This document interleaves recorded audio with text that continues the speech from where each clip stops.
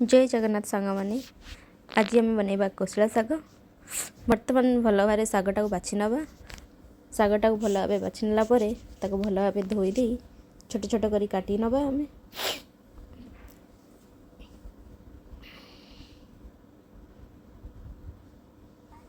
बर्तमान सागटा काटी देइछु। तापरे कड़े किछि तेल गरम करी ताधरे जीरा आउ लंका फुटे ताधरे आम किछि पियाज को काटी पकई दबा।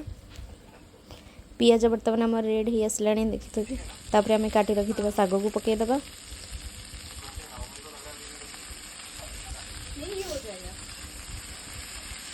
कोसला साग मत बहुत भल लगे। देखु केते सुंदर कलर देखा जाउची। तो पियाज सहित भल भाव टिके मिक्स करदे जमी पियाजटा तले न लग जाव। तापर आम साग हिसाब से किसी लुण देदेबा।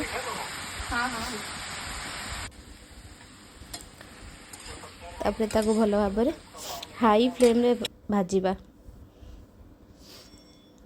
सागटा आमर खरड़ी हेले बेसी भल लगे ना सीझिबो ना कंचा रहिबो।